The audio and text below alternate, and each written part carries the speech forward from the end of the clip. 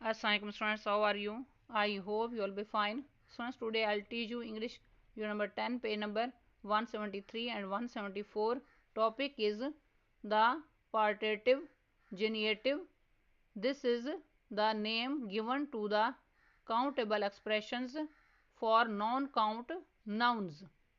These countable expressions are always followed by of. Examples: first example, a piece of advice. Second example, a slice of bread. Third example, a blade of grass. Fourth example, a game of cricket. Fifth example, a jar of honey. Next, first point, think of 6 more of these partitive genitive expressions and write them down.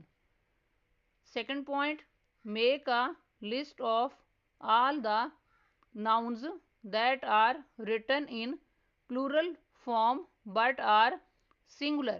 For example, scissors. First example, a piece of work. Second example, a game of chess. Third example, a piece of meat. Fourth example, a drop of water.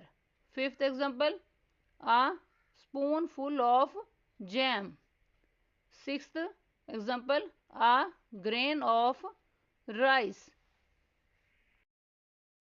Next, writing task.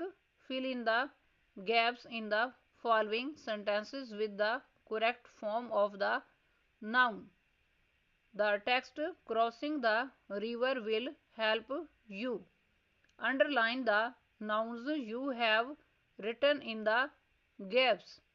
Underneath the sentence, write down whether the noun you have used is. Point number 1, singular or plural.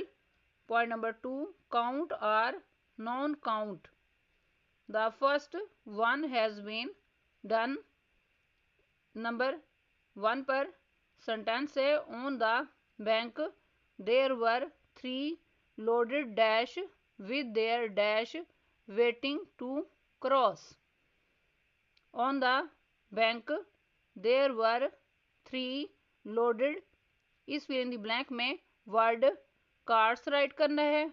With their, इस fill in the blank में word drivers write करना है. Waiting to cross. Both these words are plural count nouns. Next, page number 174. Number 1, plural count noun. Number 2, plural count noun.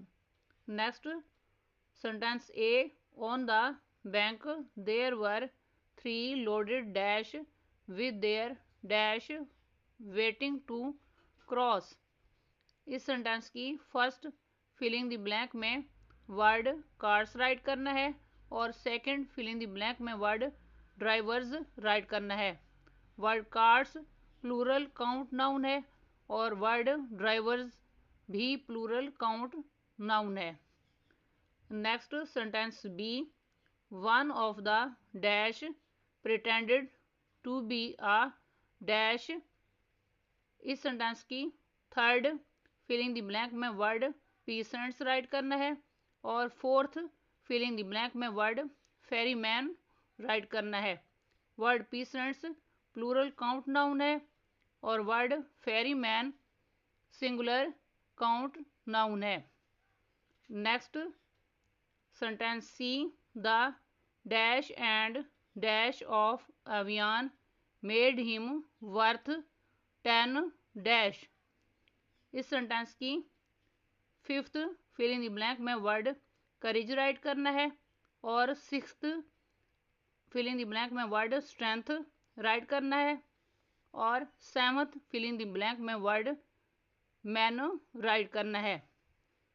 Word courage singular non count noun है और word strength भी singular non count noun है। Word man plural count noun है। Next sentence D, the dash in the river made it very dangerous and Siraj was filled with dash.